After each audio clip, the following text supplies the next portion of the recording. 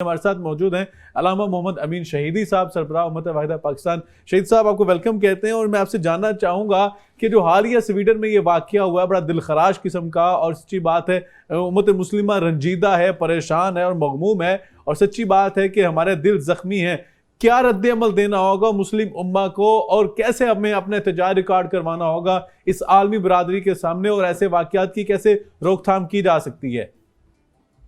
बिस्मिल्लाहिर्रहमानिर्रहीम। देखिए, सबसे पहली बात तो यह है कि ये वाक़या जो इस दफा रोनुमा हुआ है, ये पहला वाक़या नहीं है।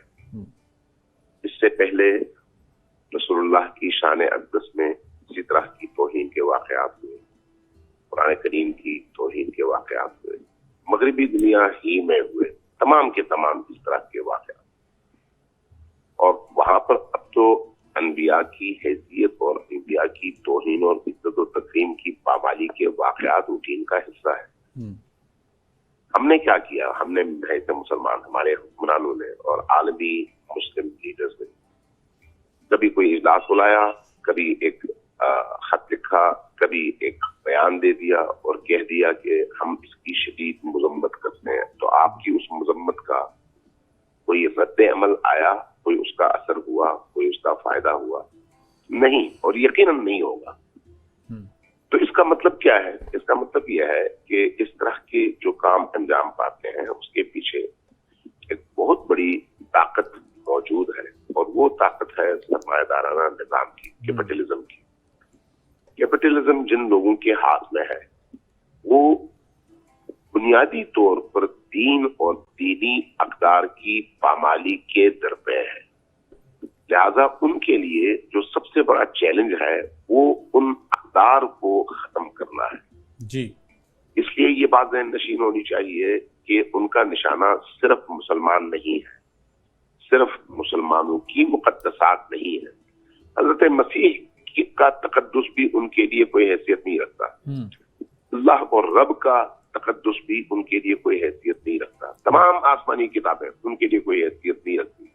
हत्ता हिंदुओं के बुत भी, जिनको वो अपना माबूद मानते हैं, इन लोगों के लिए कोई हैसियत नहीं रखता, उसकी भी वो तौहीन करते हैं। यानी दूसरे लफ्जों में जो बात समझाने वाली है वो ये है कि इस तरह के उमूर के पीछे दीन और नजरियात को पामाल करने का वो आइडियोलॉजी मौजूद है, जिसकी बागें और जिसका सारा मंसूबा उस कैपिटलिज्म को चलाने वाले ममालिक और उन कुव्वतों के हाथ में है, और उसको हम आम इस्तिलाह में सहियोनिज्म कहते हैं। लिहाजा जिस चीज की जरूरत है वो ये है कि उनके मफादात निशाने पर आए। वो बुनियादी तौर पर पैसा चाहते हैं, सरमाया चाहते हैं, और सरमाए के लिए वो ये काम करते हैं।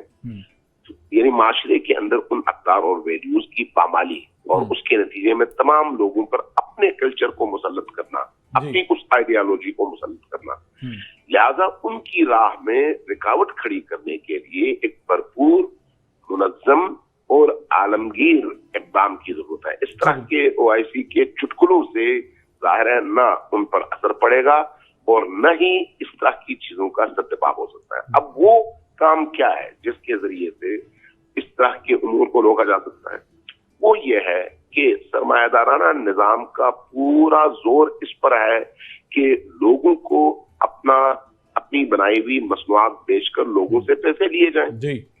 इसलिए पाकिस्तान के अंदर भी, बाकी ममालिक के अंदर भी बड़ी बड़ी जो मल्टीनेशनल कंपनियां हैं वो उन्हीं की हैं, और यहाँ पर वो हमें अपनी मसनूआत बेचते हैं और यहाँ से पैसा वो ट्रांसफर करते हैं, और उसी पैसे को फिर हमारे खिलाफ कभी खून बहाने के लिए, कभी हमले करने के लिए, कभी हमारी आइडियोलॉजी को नुकसान पहुंचाने के लिए, और कभी इस तरह से हमारे मुक़द्दसात की तौहीन के लिए। जी बिल्कुल ठीक है, बहुत शुक्रिया शहीद साहब, आपने बिल्कुल बजा फरमाया है। सच्ची बात है कि वाकई अगर हम बहसियत उम्मत हम अगर इकोनॉमिकल बाइकाट करें ऐसे ममालिक जो सरपरस्ती करते हैं ऐसे वाक़यात की, जब तक वो राह रास्त पे नहीं आते और ऐसे लोगों के ऊपर सच्ची बात है कानूनी तौर पर चार्ज नहीं करते, उनको करार वाकई सजा नहीं देते, तब तक उनका इकोनॉमिकल बाइकाट किया जाना चाहिए ताकि उन्हें धचका लगना चाहिए। پتہ لگنا چاہیے کہ یہ مسلمان امت جو ہے یہ جو میں سمجھتا ہوں برانڈڈ چیزوں کے بغیر رہ سکتی ہے، لیکن ناموس رسالت کی بات ہو اور حرمت قرآن کی بات ہو، اس پہ کوئی سمجھوتا نہیں کر سکتی۔